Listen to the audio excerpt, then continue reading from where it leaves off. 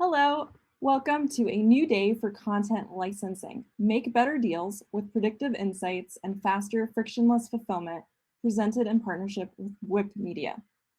Before our presentation begins, here's a short video.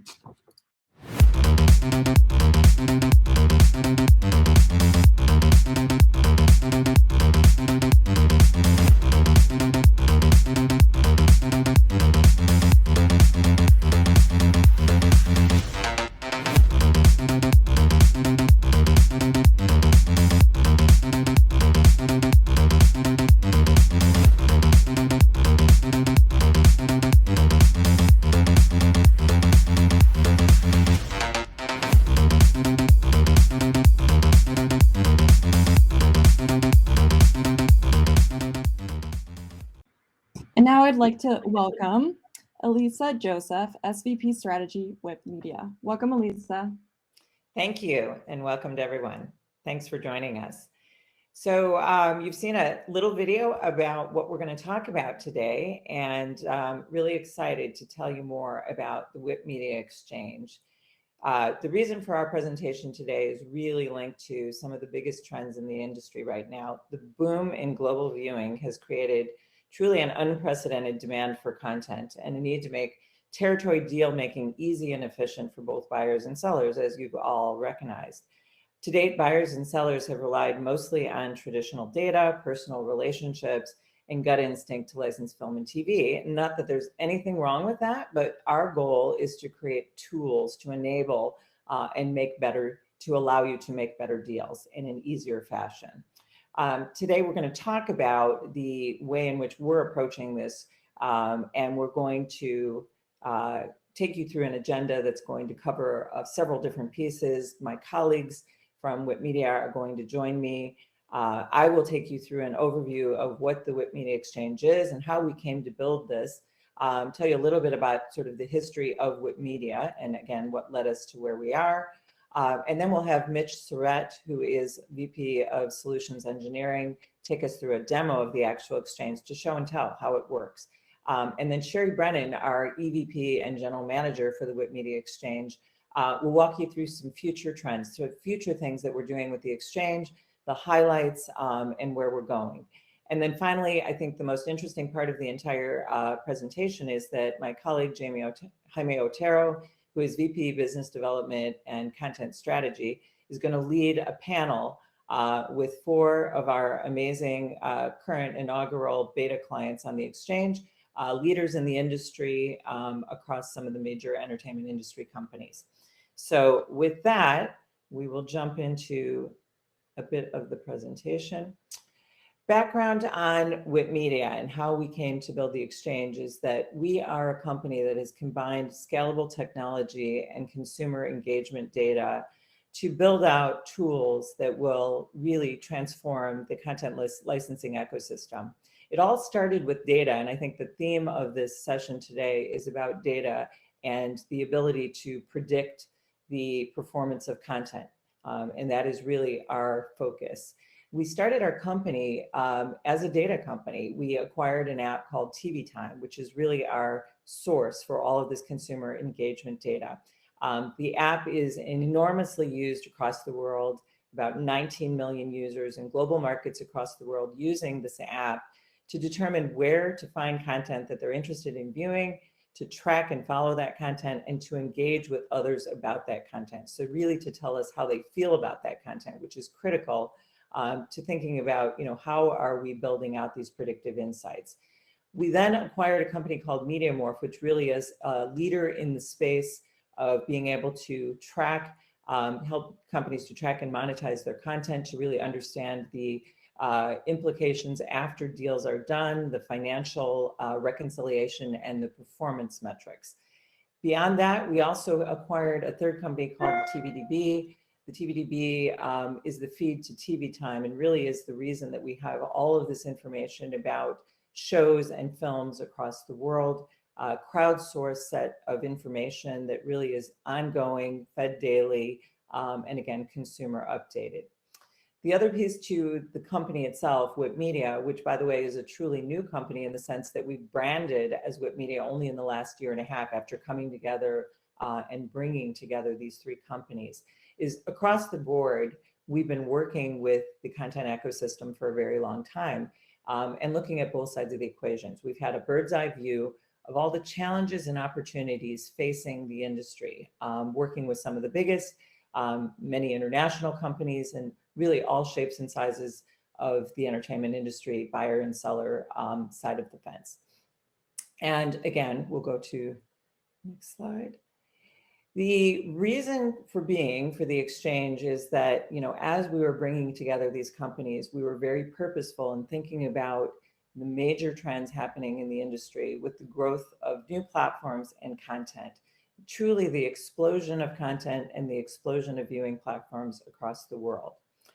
And we determined that there was going to be a need to address the complexity of this new world in a different way. And this industry has really been sort of traditional in the sense that data has not been behind many of the decisions being made. Converse to the advertising industry, which really 25 years ago came to the conclusion that billions of dollars being exchanged required insights, data to fuel those decisions.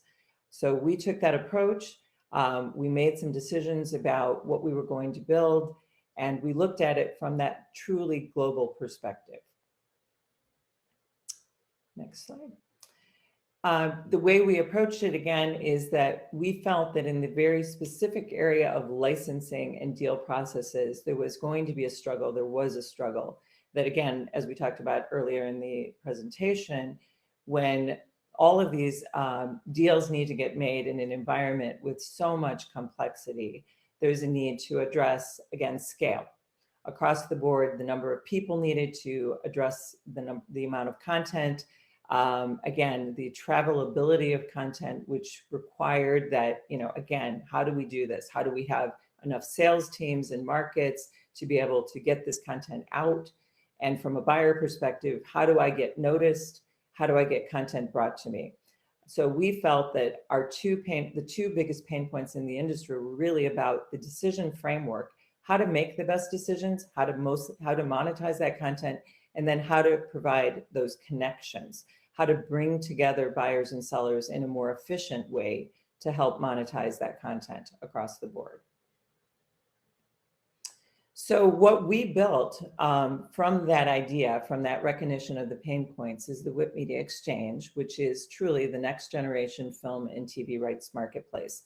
The concept of a rights marketplace, the concept of a marketplace for content is not entirely new, but the idea of providing behind the scenes the information, the data, the insights to fuel those decisions is new. And we really took that to heart. Again, coming at this from the angle of global and many, many territories and many different platforms, we've built something truly unique and first to market. We've also focused in on this idea of connection. And again, the idea of so many different companies across the world trying to connect with one another and needing the efficiencies and the workflow tools to help with that. So our approach has always been about taking sort of the core data sets, the insights that we've developed over the years, again, through the consumer app and through the acquisition of MediaMorph. We really decided that we needed to build something that was going to revolutionize the industry in this way. So our unique approach to driving better decisions has always been and is about data. We are, again, bringing to bear this TV Time app, which is 19 million users across the world. And again, that number is growing constantly. I think when we first started doing this presentation, we were talking about 16 million users across the world. We're now at that 19 million number. And what this app is a tool or a utility for consumers to be able to, again, find content they're interested in and then track and follow. So if I'm interested in, let's say, 9 Perfect Strangers, wanting to know where I can watch that show as new seasons come out, when they'll be available. And I want to be able to understand where I can watch it, but also to be able to track and follow, to keep track of what I'm doing. Whether it's a film or a TV show, consumers are confused. They're confused in every market across the world because, again, there are so many choices. So the app itself rounds up that information for them. The tracking and the following allows for consumers to get deeper in their engagement with content. So they're telling us about how they feel about that particular content. They're diving into creating comments and memes with others within the app. And again, from all of that activity, that daily feed of information consumers are giving us, we're able to glean all kinds of information about affinity of content to other content, again, the sentiment towards content, what's trending, what's driving genres, etc. And overall, again, this information is constant and incoming and at massive scale. The background of the company, as I said, is very much about data, and it's in our DNA. And again, as we built out the idea of an exchange fueled by data and insights, we were already working from the space of knowing that our clients, many of our clients, were already thinking about our data and using our data in a way to inform decisions around acquisition and licensing of content. Again, massive scale of data allows for this. We have, 5 million TV shows and films inside of the app. It's constantly growing and evolving as new content is coming to market. We're measuring over 1,100 platforms across the world, again, from the HBO Maxes to the smaller platforms in individual markets, equating to about 20 billion different insights on a regular basis. We're combining that with trillions of insights around rents, buys, and views. And again, the two pieces of data come together to provide insights that fuel these major decisions across the board. Again, companies, big names like Netflix, IMDb TV, using the data to think about acquisition of content, what will work from a seller perspective. Many of the big companies that you see here have been using the data overall to understand, how do I license most efficiently and who do I license my content to? So it's a matchmaking process that we've begun. So ultimately, what we have released to the world, new to market in April, is the demand score, which is the data and insights that truly are fueling, again, the exchange itself. Demand score is a number that we've created between 1 and 200, and it represents the average, the number in the middle, the 100 number, represents the average performing piece of content on a platform in a territory. So in Italy versus France, HBO Max versus Pluto. We're taking that TV time consumer data, that user behavior information from 20 billion different insights across 19 million consumers on a global basis. We're combining that with the content outcomes data coming from MediaMorph, which is really information about the performance of content, the where did you watch. So in other words, we're getting that information about actual performance, rents, buys, and views, again, on individual platforms in territories across the world. And with that, we're able to create these demand scores, which we can apply to every title that is on the exchange. And it allows for buyers and sellers, for the first time ever, to really have a means to negotiate and transact based on essentially a currency, an agreement on the likelihood of performance, a driver, and a decision framework for making decisions about content licensing. And finally, how it works, and my colleague Mitch Surratt is going to take you through an actual demo. But before we do that, here is kind of an overview of what this looks like. From the first side, sellers join the exchange and give us a set of titles and rights associated with those titles, and give us additionally metadata. This allows us to make decisions about, or to apply scores against each piece of that content. The sellers are then making decisions based on the scores associated with the titles about where they want to avail that content. So just like the real world, where avails are being made to buyers based on an idea that there's a good fit and or that it might be overall a good deal or more efficient. These sellers are coming into the exchange aware of the buyers on the exchange and making decisions about who to avail to. The buyers then are availed that content and make decisions about who they want to engage with and what kinds of deals they're interested in doing. The process of doing the deals and process of being able to negotiate and walk through those pieces can take place within the exchange. Ultimately, the deal itself does not need to take place in the exchange. Our approach to all of this is that we will be agnostic to how the deal is done at the end of the day. And when we go commercial with the exchange, we won't be taking a piece of the deal, which I think is an important point. But again, the idea is efficiencies, connection, and fueling all of this with data and insights, predictive insights that allow for that understanding of the likelihood of performance of content in markets on particular platforms. The other piece to all of this is that we're building out the system to allow for integration with other systems and to allow for integration ultimately with other WIP systems. So all of the pieces related to that sort of frictionless fulfillment of delivery, frictionless delivery of content, we're addressing through partnerships, through potential integrations. And again, the goal is to create a system that is truly efficient, that is a tool and an enabler to our clients in the space of content licensing and acquisition. And with that, I believe we were at a demo. I will hand off to my colleague, Mitch Surratt, VP Solutions Engineering, to take you through. Thank you. Hello, AFM. It's great to see all you.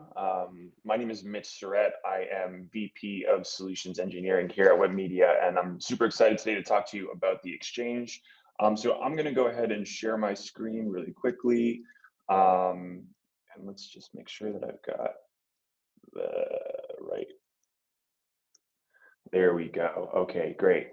So again, thanks a lot for joining us. Today, what I'm going to be doing is I'm going to be walking through a quick demo that goes over kind of the high-level overview of the exchange.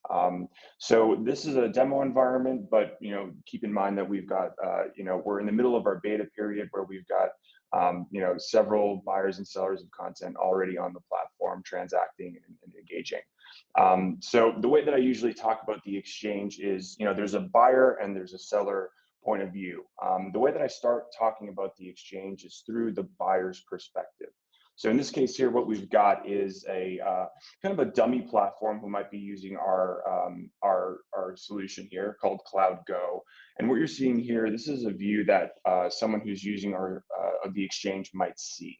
So kind of right off the bat, you're seeing titles that are being made available from various sellers. In this case here, we've got some demo data here from Lionsgate, Warner Brothers, Disney, etc. So what I'm seeing here, the good thing about the exchange is that all of the titles that you're seeing here are going to be made. These titles are made available specifically to me. So one of the things that I could always do here is always take a look at the actual avails that are a part of that are being made available to me as a buyer. So for example, here for some of these titles, you'll notice that we've got SWAD rights in Brazil that are made available. For some other ones that we've got Brazil and the UK. So this is a licensing tool. So part of the component here is I'm a buyer of content. I'm trying to fill my catalog with certain titles that might fit my platform, and so I want to use the exchange to not only actually go about the licensing process, but also to make better decisions on content that I might want to acquire. So what I'll do here too is when I want to evaluate a title, obviously here we've got some high-level details about the title from just this screen here. But if I selected one of these titles, what we'll do is we'll get three big things from this title management screen here. So the first thing that we'll see here is going to be metadata. So this is going to be some high-level details about the title, obviously the description, the cast, but then also things like the dubbed languages and the subtitle languages that are available, things like the asset resolution, the asset formats, really some of the metadata that's kind of integral to making all of this happen. The second component is going to be the avail information. So we kind of went over that earlier, where we've got the rights, the territories, the start and end date. So you'll see here that some of these rights begin mid 2020, others in September. Sorry, 2021, others in September. We'll get here to the how we're going to price some of these titles in just a moment, but really that's the second big thing, is being able to see the details of what's available. And the third thing that we've got here is pretty much all of the great things that Elisa was referring to, and that's going to be the data component, and that's going to be up here on the right. So kind of from the top down, really what we're doing, again, this is a licensing tool, but it's also a decision framework. And so in this case here, what we're doing is we're offering up some key insights that are going to help make a better decision on these titles, right? So the top right, what we're seeing is the demand score. The demand score here is going to be, again, a number that's out of 200 that's going to really predict the performance of a title in a given platform and territory where we've got data available. And so the way that that kind of works is that, as Elise said, really, in a really well put way, we've got our TV time data where audiences are engaging with content at a very detailed level. They're reacting at a very granular level, meaning episodic content. Reacting to characters, sharing their sentiment.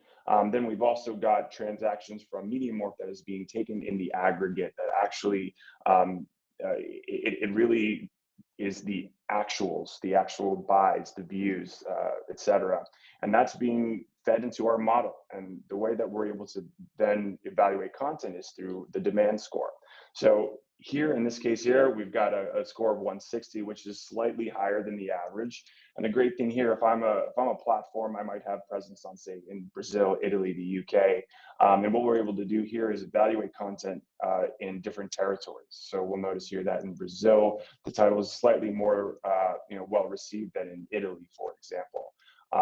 And one of the really great things that we've got here is that the score is given with a confidence gauge. So we can see here that based on the data that we've got, we're actually able to then tell to evaluate and understand, is this adequate amount of data, and are we confident in what we're seeing here? So as we move down, we've got some other really key insights that we're going to be able to leverage to help make our decision.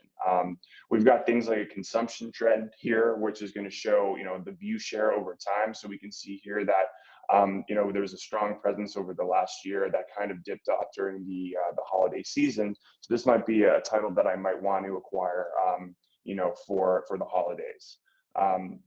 We've got another set of other really great metrics that are growing all the time. Down here, we've got things like regional appeal. So depending on the region that I've got selected, how are audiences engaging with the title at the territory level? One other key metric that we've got here is demographic affinity. So we can see really, based on the data that we've got, what is the audience of this title? This is kind of skewing middle-aged female. And the really good thing about this is that this can help you make better decisions based on who is engaging with this content. And then there's a fandom, which is an index score about how are people engaging with the content, basically, within the app itself. So they're going to be engaging with comments and sharing and sharing their sentiment, and really just kind of, we want to understand exactly how people are engaging with the show or the TV, or with the movie. And then we've also got a final metric here about an average rating, which is just basically a rating out of 5. So if we take a step back, again, this is a licensing tool, but it's also a decision framework. So we've got a lot of tools at our disposal that, as I go through the exchange as a buyer, I'll be able to evaluate content, and kind of use this demand score as really another step in my decision-making process. And one of the really great things here, as compared to some other marketplaces, is that these titles that I'm seeing here, these are titles that are being made specifically to me. So these avails that are seeing, it's not like I have to go out and kind of push and ask to see if things are available. These are going to be avails that are sent to me directly. So the next step in the process, obviously, there's going to be a lot of different ways where I can sort by genre. So, we just kind of had Halloween. So if I wanted to, look for an adventure or a drama or a horror or a thriller or something like that, and be able to really kind of filter this down and make some, again, some decisions based on some filtering metrics, depending on, again, exactly if I'm in certain territories. We have localized content as well from our sellers. So if we wanted to see things in the local language, we can do that as well. But really what really the next step in this process is going to be, how do we actually go ahead and license certain content? So I can basically go ahead and, let's take, say, Dr. Sleep, for example, and the Chernobyl Diaries, just as an example.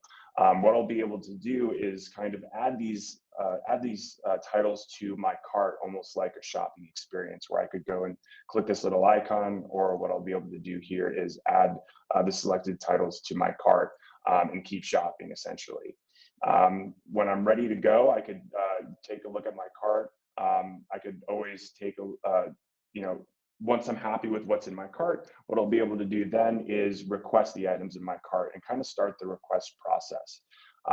In this case here, what's happening is that the system is taking the selections that I've made and the rights that are available, and what it's doing is that it's going to intelligently come up with basically a request framework here. So we'll see here that we've got a couple of titles that we're looking to request, and each one of these titles has availability in different territories. So again, based on the start date that I selected, it's defaulting to today, and based on the end date of the avails, so some are at the end of this year, some are the end of next year, I can start to make decisions about really what is the license period that I'm trying to acquire. So for example, here I could always, if I don't want to acquire these in the UK, I could do that. And what I'll do is I'll update, and the system will intelligently kind of update the requests, and I'm kind of off to the races here. So really what's happening at this point of the game is that I am using the system here to say, all right, I'm going to request some titles. So if I will say, Mitch's request, and I say, I'm looking to acquire these titles for 50K each. Are materials available? So really what we're doing at this step of the process is really, first determining what the term dates are going to be. It's going to also detail exactly what titles and through what media, what territory, etc. And then I'm just going to send a request off to my specific sellers. So then that's out into the world. And now what I'd like to do is kind of talk a little bit about, after I've made this, after I've gone through the shopping process, I've evaluated my content. Now what I want to do is I want to switch over to what a seller might see. So a seller might see something a little bit different. So I'm just going to hop over really quickly to the other side of the coin, essentially. And right off the bat, you'll notice that we've got some other elements here where we've set up some dashboards that kind of just offer a high-level overview of some of the activity that's going on in the system. So you'll see here that we've got some new licensing requests in. We've got some visual tools here that we can use to say what content is on what platform, how much content is on what platform. Certain things like, show me some avails that are fully available in a given year. This is just some example of how we use dashboards to kind of provide an overview, but keep in mind that this is super flexible. So again, I'm a seller. I want to see some new licensing requests that's come in, and I've got a couple of just set up just to share with you. And as I go through, what I'll be able to do is select a request. And really what this is doing is that this is looking at the request from the other angle. So what you can see here is really this is the framework that we've got that is going to be how people are going to engage and interact and kind of negotiate on the platform. So on this request page, what we've got here is that if I wanted to create the terms of the agreement that we're working out here, and I wanted to do that at a high level, I'll be able to go through and edit the deal terms again at a high level. So I can say, the request name, if there's going to be a rev share, the commitment that we're going to make, depending again on the negotiation process, this can be left blank, or as I start to understand exactly what the details of the deal are, I could that's very likely to change. I've got currency, if this is going to be a fixed fee or a minimum guarantee. If there's a commitment term over the course of the lifetime, or if it's going to be on a yearly or monthly basis. And if there's materials that need to be traded back and forth, is the seller going to provide, or is the buyer responsible?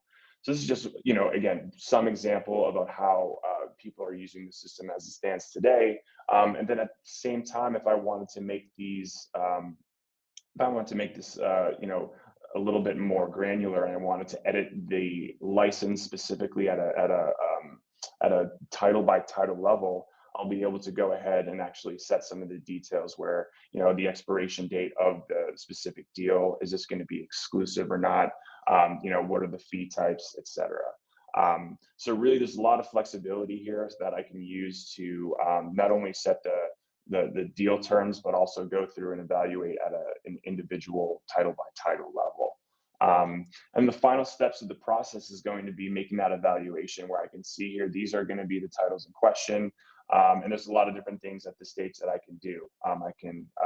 I could say, nope, this isn't, something that I'm ready these terms aren't to my liking. I could confirm the request and say, all right, this is, ready to go. Or I could basically respond and kind of keep the conversation going. We can do this deal for, $175,000, attached draft contract or something like that. So really, there's an area here where I can start to kind of go back and forth. I can add attachments. I can always, if I go ahead and I confirm that, I can always keep a thread back and forth between the activity between the buyer and myself, and really that's kind of, then you're off to the races. So just to kind of wrap all this together again, the exchange is really, really a great way for buyers and sellers to kind of engage with each other. It's a way for, if I'm a buyer of content, to really evaluate based on a lot of different new kind of cutting edge metrics here that we've got. That's first party, that again takes the combination of user engagement and real world performance to really determine really what would be something that's worth licensing for my platform. So thank you very much. I'm going to stop sharing. I think I wanted to open it up maybe for some questions, if there were any questions. Otherwise, what we could do is hop on. Sherry's going to be joining us, and she's going to actually be talking a little bit about where we're taking the exchange and the future of the exchange. With that, Sherry, hello. Hi there. How are you? Great. Did we have any questions, or do we want to? I've been answering them in the chat and the Q&A tab. One question had to do with the margin of error around the modeled insights. And as you described, we have an indicator of how strong the recommendations are, or the data is behind them in the exchange itself. And then we can talk further if anybody wants to about that from a technical perspective. I don't want to get into that here. Another question that's come up is whether we have clients using the exchange for projects that haven't yet been produced. And the answer to that is not at this time. However, it's a great idea. We've talked a lot about building tools for greenlighting in particular. We do, I should say, have many clients who use our data for lots of things, lots of strategic decisions, including those related to greenlighting projects. That's just not the exchange, but we do have several other products and services as a company, and data in particular being a strong suit, and many, many companies, even really big companies that you might be surprised to learn are using our data for strategic decision making, because they might have a really good handle on what's happening in their own ecosystem, but in order to see the broad landscape, of course, they find it valuable to use our data since we have such a broad swath. I see one question just came into the Q&A. What sort of guidelines does WIP Media have in place for films worthy of being on the platform? That's a very good question. We aren't right now taking content that would be considered adult content. So that's not accepted in the platform. We aren't handling live events. We don't really have a way to predict insights on live events or sporting events, really. So those kinds of things are not encouraged in the platform. Other than that, we don't have, it's not like you have to have won an Academy Award to be in the exchange. That's not the idea at all. We have lots of content that is in both small companies, small libraries, their content is there, and we also have more long tail content from bigger sellers. So it's meant to be a broad swath, and we are also very focused on getting sellers of local content around the world in international markets. So in terms, somebody just asked about fees. This is intended as a SaaS service for the exchange now I'm talking about. So that will be a dollars per month per user fee, which we can talk about one-on-one with people who are interested in joining. Somebody asked, where and how do you get all the data on the film's viewership details? Minutes, demographics, ratings, etc. So we have, as Elisa mentioned, information from two sources, the TV time data as well as the MediaMorph data. We do not track volumetrics by platform, however. So if we don't have volumetrics from the MediaMorph side, we wouldn't know that, and that's not needed for the modeled insights that we're predicting. I think I'll switch gears now, and if you want to put up those couple of slides, Mitch, yeah, great. I'll just say before I leave, I think we're going to do a Q&A section after this too as well. So if anybody's got any extra questions for me or Sherry, we'll take them. I see a couple other. How is an independent seller recognized knowing that their movies are in a library of films by the big studios? Not sure I entirely understand the question, but each seller is identified by their name. So for example, Giant Pictures is a seller on the exchange right now, and you would know if you were a buyer, you would know that the seller of those particular titles is Giant Pictures or Lionsgate or whomever. So that's how they're identified in our system. And what content formats can be found? Micro content, you're free to list it if you are a member of the exchange. I'm not sure the buyers we have on the platform now are buying micro content, and we don't have a category that is called that. We do have runtime, so it would be obvious there. And yes, documentaries are included. I'm just seeing these questions roll in, but yes, why don't I move to those couple of slides to show what's coming next? Yeah, I'm gonna thank you, everybody. Appreciate your time. Hope to see you guys. Thank you, Mitch. We have been, as Elisa said, in beta since April, and we've learned a lot from our initial beta clients. So, I should say, as you can see here on this slide, I'm the general manager of the exchange. So I've been answering questions as I've seen them come in during other people's presentations, and I'll continue to do that as we go along. I've got a 30+ year background in the industry and really excited to be heading up the exchange here. We've been in beta since April. We've learned a lot from our beta clients, and we are hard at work on the next generation exchange, which will add a lot more access to data for all of our clients. Primarily, the tool is for content planning and licensing. Whether you're a buyer or a seller of content, you will find the information in our exchange useful to you as you think about how to monetize your content if you're selling it, and what content to buy for your platform if you're buying it. You'll also be able to make connections with buyers and sellers or people on the other side of the table who you might not meet otherwise, because all buyers and all sellers will be able to know about each other in the exchange and get introductions to each other via the tools if they want to. So that is a real benefit of being a member of the exchange.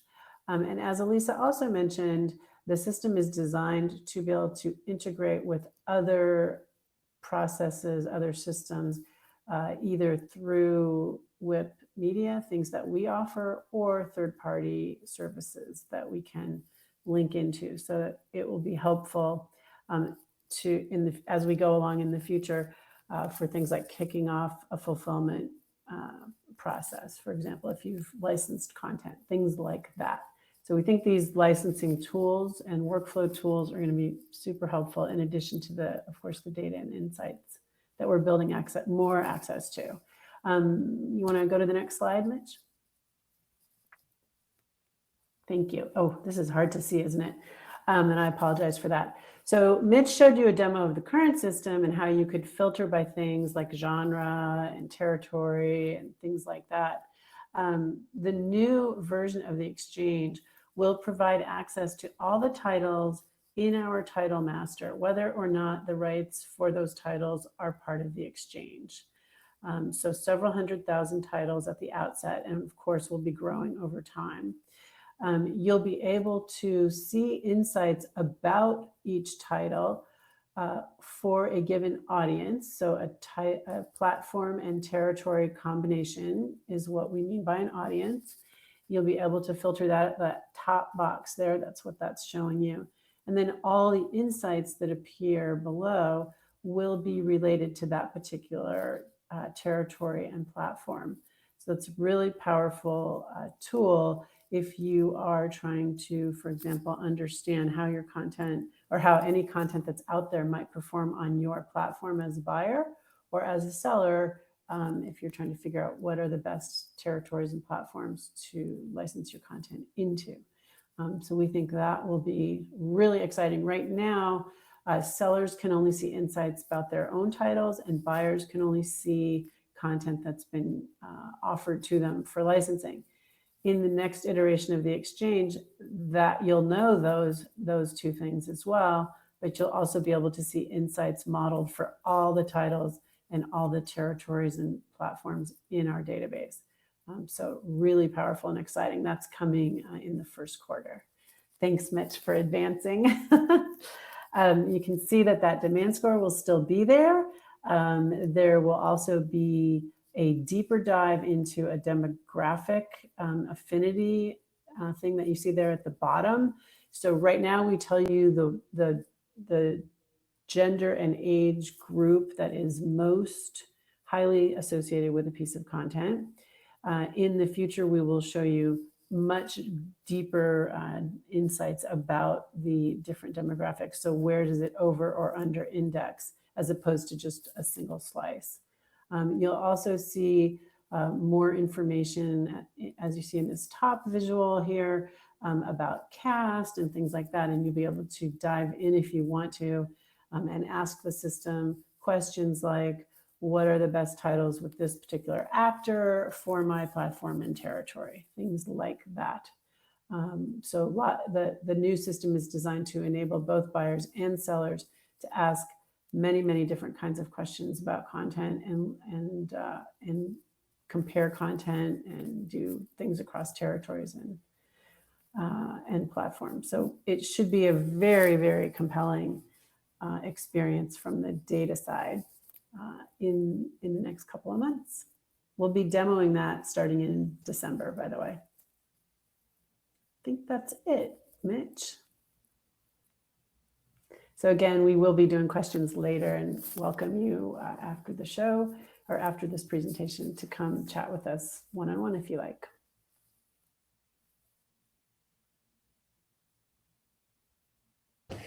Thank you very much, Sherry. That was great. Well, hello, everyone. My name is Jaime Otero, and I'm the VP of Business Development and Content Strategy here at Web Media. And I'm really honored to be moderating this panel. We brought today a group of great content experts that can really provide a lot of insights from different sides of the content licensing space. And I would like to briefly introduce them. Today we have Leslie Miller, who's head of sales for Brainpower Studios. We have Jose Badini, VP of Programming and Acquisitions for AMC Networks International. Cristina Clavera, Director of Content at Great Juice Lab. And Nick Sava, VP of Content Distribution at Giant.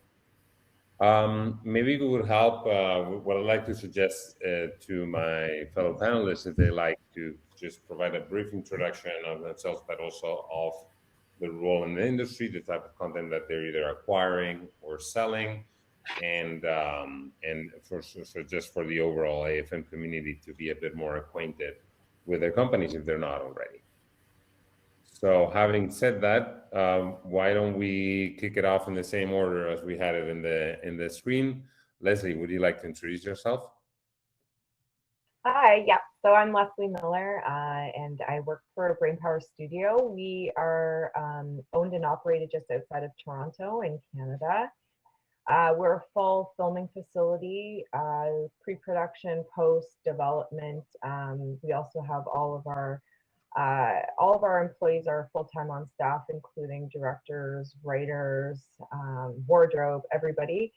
And yeah, so I run the international distribution team, and we create TV movies, series, drama series, family films, quite a diverse group of content. Thank you, Leslie. How about you, Jose? Oh, I think you're muted, sorry.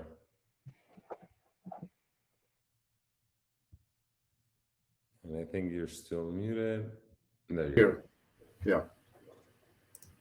Okay, I'm based in Buenos Aires. I'm the head of acquisitions and the programming strategy for linear and non-linear for all the movies and series clusters and channels for AMC Networks Latin America.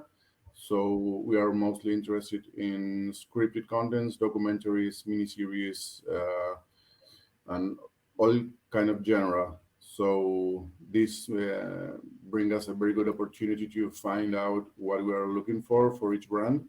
So I think it's very interesting to dig in this new business model. Thank you, Jose. Christina? Yes, hi everyone. I'm Christina from Greatest Lab. We are a content aggregator dealing mainly on the VOD space, so everything between and going from AVOD, TVOD, SVOD. And we help telcos, OTT services, anyone really with a VOD service or wanting to launch a VOD service to get it up and running, really. So going from the content strategy to the helping them with marketing and also doing some of the servicing in terms of materials and helping on that front, on the operational side. And you are based in Barcelona, right? Based in Barcelona, yes, indeed. Yes, we are based in Barcelona, but have quite a few team members across the world. Also a big team in Latin America. Latin America is one of our main regions. Thank you, Christina. And Nick? Hi, Jaime. Hello, everybody. I'm Nick Sava. I run Giant Pictures, which is a digital streaming distribution company for movies. And we're based in New York, where I'm joining you from today. We also have a bank. We are owned in a lab and post-production services company. The Giant Pictures division works with all kinds of different content owners for movies and talks, so from individual filmmakers through labels such as Tribeca Film Festival and Alamo Drafthouse, Participant Media, and various others.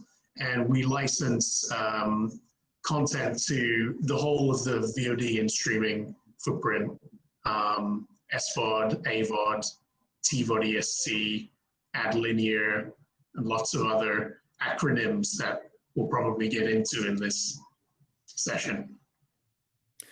Well, thank you very much. I really appreciate that. I think that besides the fact that you're all joining from wonderful places in the world today, the other thing that these four companies have in common is that they've decided to join us at the exchange, particularly at this beta stage. So we're, I would say, double grateful on the one hand to be part of our journey, of our initial journey, and also for joining us today on the panel.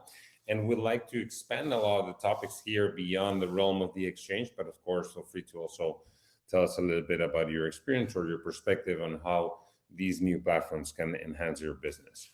But I'd like to kick it off maybe with the most broadest of all questions, which is I'd like to ask you about what's your perspective on the overall state of the film licensing industry today? No, obviously there's many angles to that. A lot of business models are shifting. We have also a pandemic that hasn't allowed us to connect face to face in the lows this year at AFM, but also has impacted other markets. It has impacted also production. So I wanted to hear a little bit from you. What do you think are the biggest changes or trends that have happened in the last couple of years? And please feel free to take on this lead, whoever would like. I'll go first. Thank you. Yeah, so I think that they kind of go hand in hand. How things have been changing has a lot to do with COVID. I personally and most of the team that I work with haven't traveled since end of 2019, beginning of 2020, which has made selling new products as well as catalog quite difficult. I think that that's one of the biggest reasons why a service like Whip Media is important, because trying to reach some of the smaller territories or some of the territories that are expanding into OTT services that we maybe weren't aware of before. Whip Media and services such as Whip Media are helping with that, to become aware of clients that maybe we can't meet because we're not going to these big conferences. Thank you, Leslie. Nick, would you say that? Oh, Jose, go ahead, please. No, I completely agree. I mean, the last couple of months were very challenging for us too. I mean, not having the possibility to meet in person, at least those first encounters with new vendors or buyers, it's very, very good to have that one-on-one in person. And I mean, contacting them through email takes much more time than having a conversation in those areas. But I think, I mean, we learn a lot. I think that we prove that we can do both. Of course, traveling is very exciting, and I miss them. But it was very, very, very good thing to learn. Thank you, Jose. I think that the state of the film licensing industry is very healthy from what I'm seeing, from the digital and streaming side. Of course, that has massively accelerated throughout the pandemic, and we were very fortunate to be parts of the economy which were really growing a lot during that time. So the usage on pretty much all streaming platforms and different models grow about 40% within about 3 months when the pandemic happened. And, you know, it's tailed off a little bit now, but the numbers are still very strong. And then the other thing is, and I think Leslie mentioned this, there's been a lot of renewed interest in catalog, as well as just new releases. You know, everybody likes to concentrate on new releases all the time, but catalog now, because there's so many buyers and platforms, is increasingly important, probably for many companies as important as the new release business. And then again, as I mentioned, many new platforms, kind of the new buyers spring, even in the kind of pay one premium sales area. So where before, you know, we would deal with Netflix, Hulu, Amazon, pretty much as major SVOD buyers domestically. Now you've got HBO Max, Peacock, Apple TV Plus, the AVOD players doing originals and exclusives like Tubi, Roku channel. So there's many kind of avenues for licensing now. Thank you, Nick. And Christina, I think you're in the in a way like real embedded, no, in that particular area of the industry. Yes, indeed. And of course, we act in a way as buyers, but also as sellers. So we're kind of placed in the middle. And I couldn't agree more with what they've said, and particularly Nick, in terms of the consumption, we really saw a tremendous peak during the lockdown period, really, of the pandemic. And yes, it has stabilized, but it's still kind of higher than before. And in terms of the new releases, again, I agree with Nick in terms of everyone is wanting that and everyone is going after the big titles. But I also think that now there's also more interest in niche content. And I think it's something that we are seeing increasing where really many platforms launching niche content. And I think it's also a way to differentiate from the big players. At least when it comes to streaming platforms as well, and offering some complementary content, which I think also you are in a way, Web Media would be great for that, to try and find alternative content and not just the big titles that everyone is going for. Well, thank you very much. And I think that segues really well with my next question, which if it's okay, I'll ask first to you, Christina, which is about when you're referring to niche content, are there any particular content trends that you've observed over the last few years that there's a specific appetite for, whether that's genre films, is it horrors, is it people are going back to horror, they want comedies? What type of content do you think has seen or has capitalized better on that peak in consumption? Yeah. In our case, what we see with our customers is, and obviously their consumers or the users, is that action, horror, comedy, family titles, those always work when it comes to VOD services.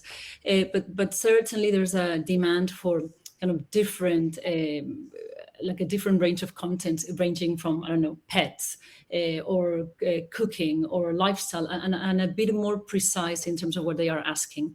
And this is how we're seeing some of the new platforms emerging and just going for that particular content, and communities forming around that content. And so I think it's a way of trying to serve those communities by offering something different that is not just. And we're seeing really more appetite also for that, obviously beyond the typical. Fantastic. And Jose, since you're directly in contact with the audience, have you also perceived any changes in consumption behavior over the past couple years in terms of what type of content is trending, they're looking more for, and also how do you capture that data? Well, yeah, I agree in what Christina said. I mean, people are not, I mean, the last couple of months are not trying to look or to see some dark contents. They are trying, or they look some more like bright, full contents or comedies or not so dramatic.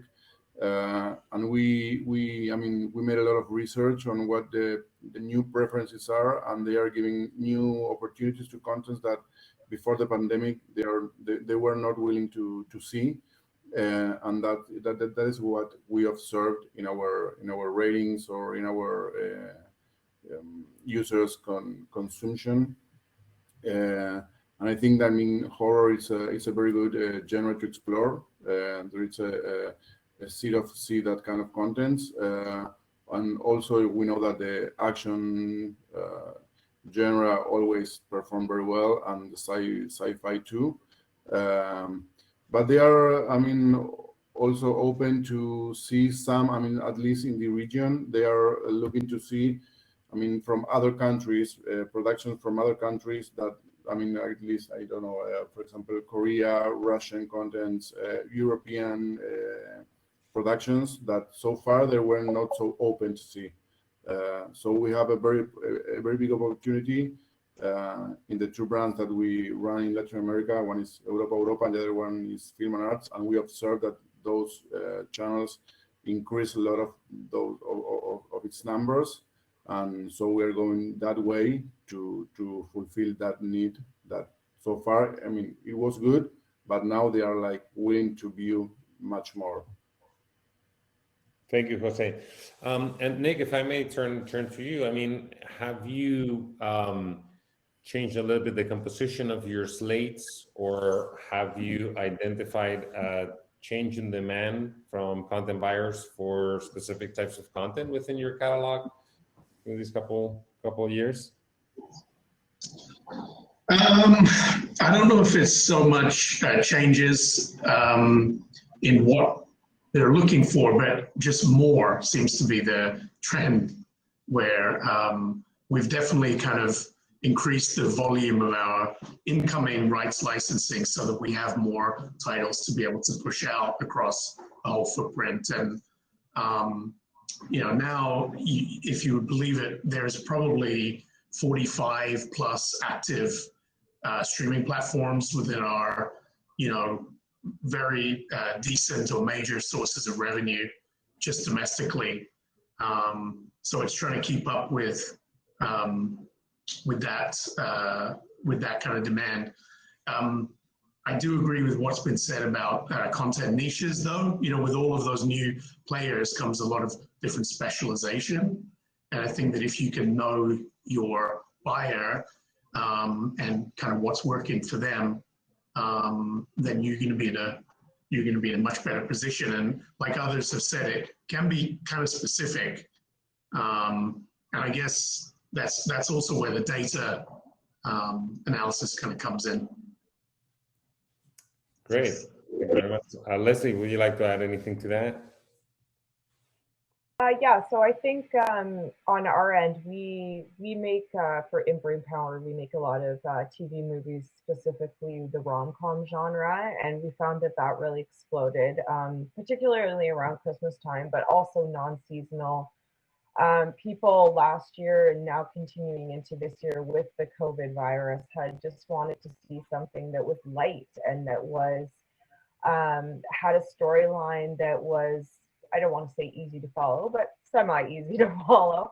And they knew that they were going to get a happy ending and that they didn't have to have these sort of really dark situations or themes. And I think that that's what people were really pushing for when the whole world is just so dark and unsettling. Those movies really seem to pop for audiences. And also just in terms of, I don't want to say trends, because our company has always really pushed for diversity and inclusion, whether it is on the LGBTQ front or showing diverse leads. That has become very important in our world and in our industry, that we're getting asked to make sure that it's not just diversity as a background secondary character, but that the leads are showing that diversity. Thank you very much, and I think that's a very, very good point. So it seems like we're in a position. No, what I'm reading from the panel is that on the one hand, Christina, you mentioned that there's more and more niche content servicing a wide array of platforms. Nick, you made a reference about more demand for content all over because the consumption has increased. Jose, you want to meet new sellers and bring new content, particularly, and try to expand the genres that you're playing with for different audiences. And you also mentioned how global content, right, not only US based, is also starting to trend, and you can expand on new challenges, on new channels. And then Leslie, you talk about diversity of content, right? So if we have here sellers and buyers, right, and there's a demand for, and there's an increased demand for content, what are the main, if not roadblocks, but challenges that you're facing to be able to capitalize on that, whether it's from a business standpoint or from a technical standpoint?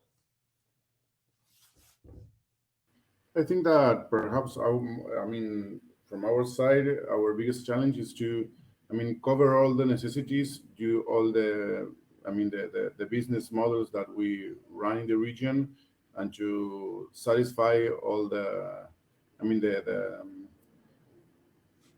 things that they want to see. The linear, the digital, the AVOD, and other platforms. You have to cover all the things that they want to see in that platforms, but you have to still give the identity or the DNA that those brands have.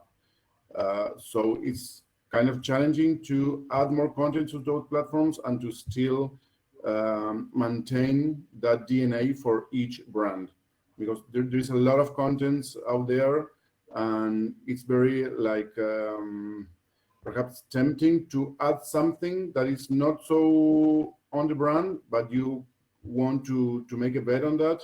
So that is when you have to be very careful in adding something that is out of the box, but perhaps there is an opportunity, because you have to be like to try to be as faithful to that audience in order not to go to another platform, because now it's very easy to change from one platform or from some screen to the other one. So you have to stick to the people that already have been watching you since the past years. So I think that is one of our biggest challenges.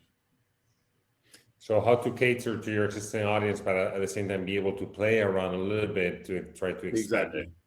Yeah.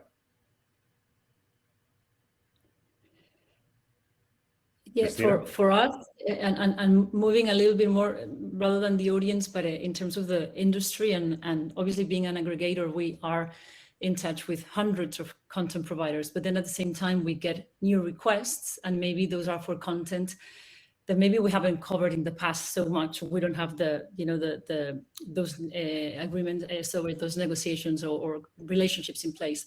And so I think is where now obviously we're seeing in the marketplaces coming up, well, like yours, to showcase content. I think for us, the licensing industry, in a way, we always follow, all of us, the same methodology in terms of, yes, it's personal connections, it's getting in touch, it's researching, but I have to say that obviously the new marketplaces and even yours, where at least we get that idea of saying, okay, well, maybe I don't know so much about this particular content, but that I get this demand score, and at least I'm able to see, for example, in my case, whether we cover a whole range of countries, seeing availabilities, real-time availabilities, and knowing that whether they have subtitles or not, because in our case, we require those, I don't know, maybe Spanish, that kind of facilitates the process. I think that personal relationships will always remain, and hopefully we'll all be able to go to markets soon like before, but in our case it's just good to add to the mix of what we have so far in terms of relationships. Definitely. Thank you, Christina. I could say I've seen some operational constraints in the industry recently. So with all of the the trends that we've been talking about, some of the streaming platforms and the distributors and studios are kind of a little bit overwhelmed with the amount of content, and that can manifest in certain technical kind of blockages or delays, or just issues around getting avails. I think somebody else mentioned as well. It's kind of can be a challenge. It's this business has run on spreadsheets for a long time. To kind of you're communicating with the buyer or seller via spreadsheet avails. Those all have to get generated kind of every month or whatever your pitching cycle is. So there's more and more of that kind of operational complexity, and certain issues like rights management, for example, have become really crucial. I think more so than ever, in order to kind of wrangle all of these opportunities so that you know what you have to sell, who you're selling it to. You're not forgetting that you sold this over here exclusively, and okay, we can't sell that again now. That stuff is harder than it looks at scale, and it gets very complex very quickly. Well, it sounds like you're referring now one of and I hear in different topics, and we can cover a little bit one by one. But one that it seems interesting is this increased complexity because of the enhanced or augmented number of windows, right? We're talking right now, as you were referring, right, Jose, like you need to, I guess you have had to evolve from like having to cover content for a linear channel to having SVOD, AVOD, and other offerings. Nick, you were also making reference to this. I guess the newcomers in this space, right? Because we've talked a lot about linear channels in the past. We talked about SVOD. I'd like to ask you about the role of AVOD, advertising-based VOD, and premium VOD that happens almost simultaneously, or sometimes simultaneously, to theatrical release of films. And what do you think is the important in the day-to-day of your business? Well, I mean, at least in our region, the AVOD model is, I mean, it is increasing a lot, and we think that it is like the big next steps for the region. We see some numbers on some platforms that are still running, and they are very healthy. And yes, it is very challenging to distribute those rights, and to, I mean, you have to arrange holdbacks, exclusivity, non-exclusivity, and you have to treat each of them with the same details, because everyone is unique, and you have to, I mean, to try to keep and to maintain those habits that the people want to have for each platform. So each user, it's very, I mean, it's key for us. And the challenge for, I mean, to distribute those windows and to know what content goes for each, it's, I mean, our biggest thing that we run data, and it's very important for us to really build a strong strategy from now to at least 12 months. I mean, there is no way for us to I mean, to go month by month regarding all the contents and all the offer that you have, because there are a lot of contents to acquire, not only the premieres one, but as Christina said, there are a lot of things that perhaps are not in 2021 or are going to premiere in the 22, but are very good contents that perhaps has 2, 4,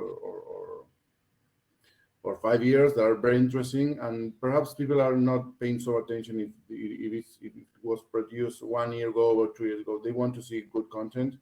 So building a very strong strategy, a long-term strategy is key for us, and that is where the rights and the entire strategy become key for us. Thank you, Jose. Nick, Leslie, would you like to give a little bit maybe the seller side of the equation on AVOD and PVOD and the importance that it's having on your business right now? Yeah, I think for us and for a lot of distributors, it's just about strategizing and figuring out a way to get the best deal for your content, especially on an international level where you can sell to linear and OTT at the same time. And I understand that that's not always the case, that a lot of buyers want exclusivity, but it's all about sort of the holdbacks and thinking of it, I guess, as a puzzle, that if you have these holdbacks, whether it's 1 year or 2 years, making sure that your content is still fresh and of interest, that the buyers that are on the OTT platform will want to buy it in a year or 2 time. So I think gone are the days of the 5-year, 4-year holdbacks or full exclusivity of the OTT rights when it comes to linear, because it's just, you know, it's just not a fair model, and it's not beneficial to either party. So I think that just being aware of what rights you have and how long you can keep them for is key.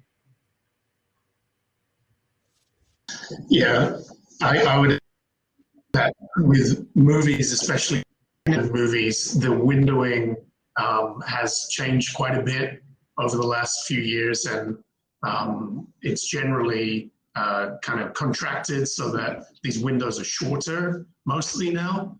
The PVOD thing, premium VOD, like you mentioned, is very useful. Consumers seem to really like that. The studios have been doing the very high premium price points like $19.99, $29.99, etc.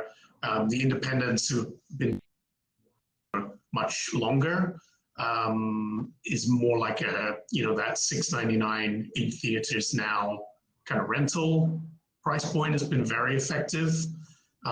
Platforms like to, transactional platforms like to promote and make those titles very visible.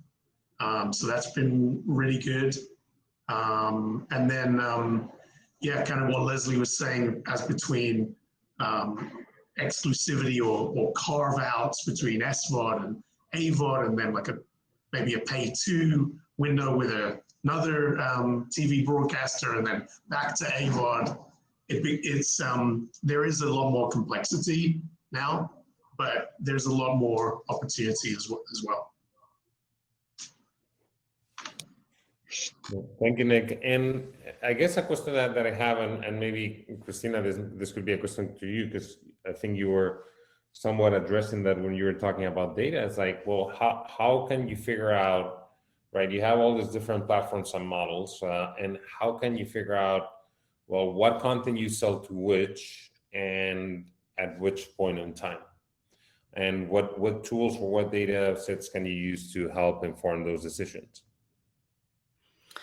Yes, in our case, what we really do is obviously try to give our customers the content that is going to perform best in their services. So we are not really acting as a distributor that needs to strategize in terms of the different windows that they go through.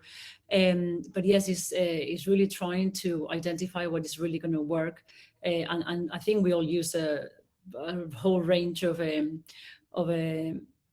elements to identify that, whether it is, gut instinct at the beginning, but then obviously you're looking at the title, the recency, IMDb scores, all of our customers, all of the time when we give them something, they're like, okay, what is the IMDb rating? Critical thing that they look at. And so I think that all of the what you're trying to do to amalgamate them all together and to understand if that's something that is going to perform well. So obviously in our case, we also have the data from the different kind of VOD services that we work with. So that also internally allows us to see, what has performed for our customers. Yes, it's one of those start chatting and seeing work. So obviously data helps in that decision. Thank you. And Nick and Leslie, I think there's a lot of people here in the audience, right, that have projects where they're still thinking about a theatrical release as the first stage or first step of their overall distribution strategy.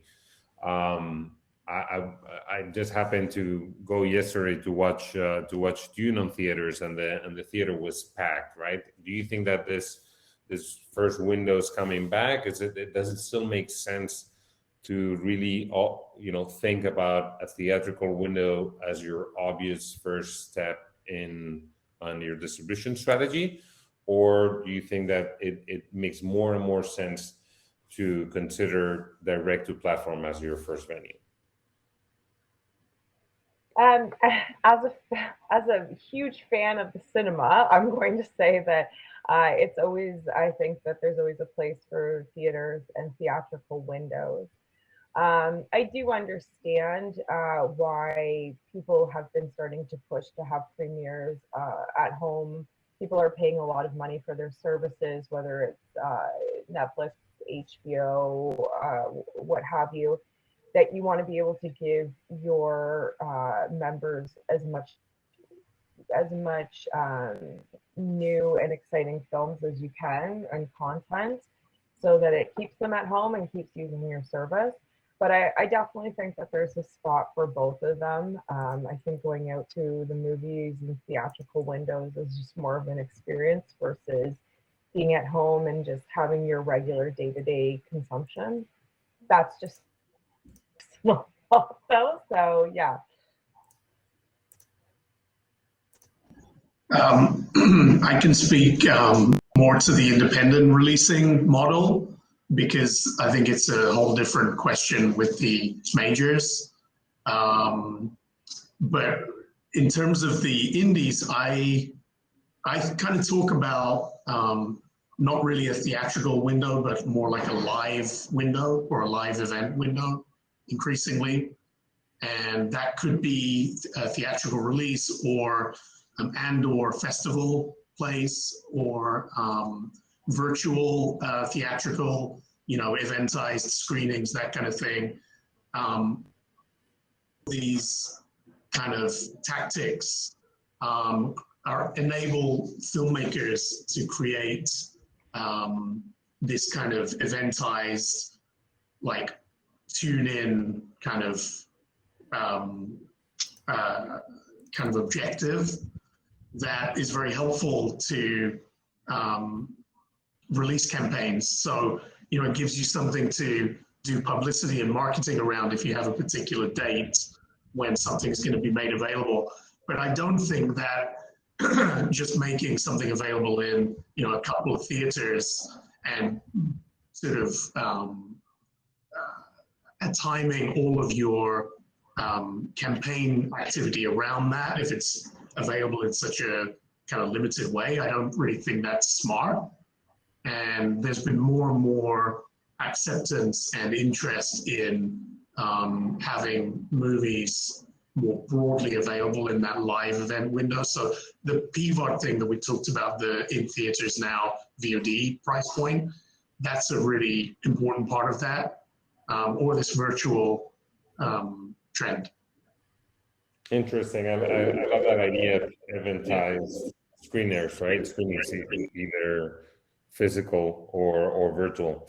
I think also, Jose mentioned before the importance of productions, right, that are coming from outside of what would be the traditional US content ecosystem. There's been a lot of conversations about this and a lot of trends on the TV side, with the cases like Money Heist, Squid Games, Lupin, and many more. Do you feel like there's a similar trend on the film side? Or is the film side still catching up to being able to provide,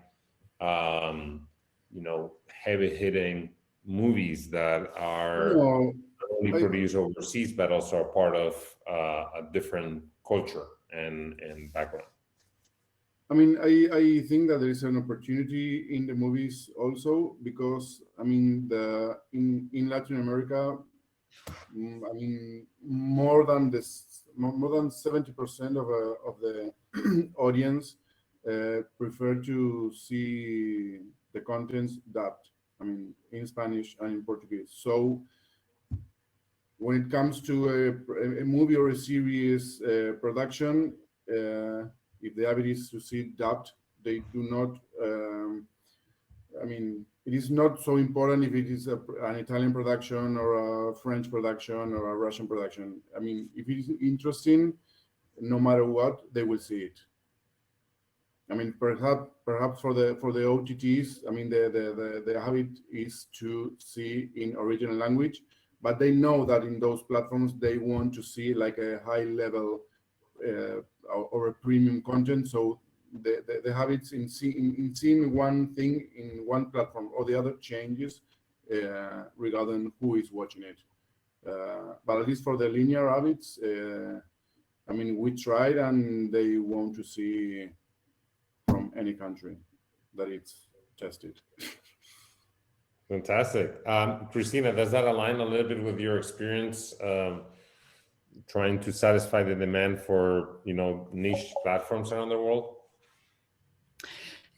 It does, and obviously you mentioned the big ones now, Squid Game and Money Heist, etc. And I think that everyone really follows at least what Netflix does, and obviously platforms do and as well. So in our case, because it's mostly VOD, as Jose was saying, they just don't require dubs. Subtitles is enough. because I think people that go in streaming, they actually want to hear it in original language. But yes, once there's a big hit from one of these platforms, then it's not just it's just everything before was Spanish productions. Now it's well, Korean has been for a while. Turkish obviously is already been. But yeah, certainly that kind of moves into all the other areas as well when there's a big hit like that. Fantastic. Thank you very much for that. Nick and Leslie, would you like to add anything to that from the seller side in terms of whether you've seen an increased interest in international productions that you might be representing?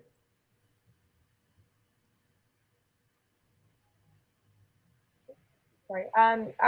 In terms of production, I mean, I think just for offsetting costs, especially after COVID and paying for all of the extra costs that would go into PPE and production, working with like-minded international producers that perhaps have some half-decent tax credits is also something that's more for a budget issue, as well as just being able to sell something and knowing that if you have, say, your co-production with Ireland or with Sweden, you're able to have a buyer in that territory guaranteed, just to kind of help offset the cost. That also works as well. Fantastic. Thank you. And I would also like to add that, for example, I mean, taking AMC Latin America as an example, last year we bought for the first time in the region a French series, and that was absolutely out of the box. We tried always to buy some American content, but last year we made that try with a French one, and next year we will have an Italian premiere one. And the results were absolutely amazing. I mean, they really accept the series, and they were able to switch between dubbed and subtitles. And I mean, either way, the series functioned very well. So we have a very good example that whenever the production is good, no matter when it's the content, they will see it. Thank you, Jose. Well, thank you very much. I mean, if I can steal a little bit of time from this panel, the last question I'd like to ask you is like maybe if you have like a 30-second pill where you could provide a bit of your perspective on your view on what is the outlook for the film licensing industry. How do you think that it will evolve in the next 5 years? And maybe we can do just a quick round robin on this. So who wants to take that first? I can jump in. You know, maybe like 2 years ago, everyone was talking about AVOD, and now AVOD's here, like with a vengeance in the US, and as other people have said, Jose and others, it's kind of coming in the rest of the world now as well. And now, you know, that's evolving into ad linear, OTT linear services, so-called fast channels, free ad-supported TV channels that are on, you know, Roku and Zumo and Peacock and many other providers, and those have been extremely effective.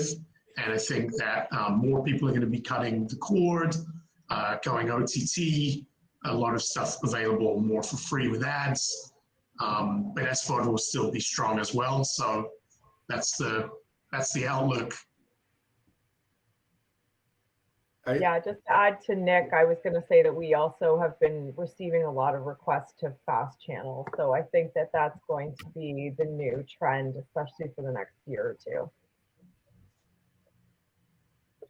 On my personal side or opinion, I think that the question that you ask is the 1 million question, I mean, to be answered. I mean, I think that everyone, I mean, is trying to figure out when is where is going to be the business in a couple of years from here. But I think that we all are trying to cover it all because we do not know for sure who is going to be or which business model is going to be the next Netflix, just to say, I mean, to name one brand. But I think we're all in the good way to trying to explore those territories in order to be all aligned, to be, I mean, absolutely prepared have all the tanks and the army to be there when it's needed. Yeah, and I would add that I think obviously we're seeing a fragmentation and the windowing of the rights. I think that's going to continue as new technologies emerge. And at the office, we were just already discussing about, who's going to start selling rights for the metaverse. It's like, is that going to be a completely separate thing or not? Or it's just going crazy? So we'll see what the future holds for us. Well, thank you so much. Really, really appreciate your thoughtful answers and comments to the panel. Correct me if I'm wrong, Sherry, I think we have some time here for Q&As. Then there's been some questions, and I really appreciate, Sherry, that you jumped in. And Christina, I saw that you were jumping in too. Great multitasking skills there. But I'd like to open a little bit the panel to questions from the audience. And I'm trying to skim here a little bit through some of them. So what is, for instance, I mean, this is maybe a broad question, but I think it's a very relevant one. And is what is, Olaimika Cole is asking, what is your process for assessing the true market value of a film nowadays? Hey, Jaime. Yes. I'm being told that our time on the stage is over and that we need to do our Q&A in the other location. Oh, fantastic. Which is going to be floor number 8? 8. Mm-hmm. On the Marina stage, correct? I don't think it's on the Marina stage. Janina, if you're listening, could you please give us direction here? Tell people where to go. Sorry, we've never been here before. Normally, I'd say meet me in the hallway after the session, but exactly. Unfortunately, we're trying to figure out where the hallway is. I know it is on the 8th floor, and I believe I'm just going to ask her. My understanding is that it might be the Marina stage or the... Well, we are on the Marina stage now, and so that's why I'm thinking it's not the Marina stage. Move the Q&As over to the networking pavilions. Oh, great. Can you guys hear me? Yes, we can thank hear you. Hi, so we're gonna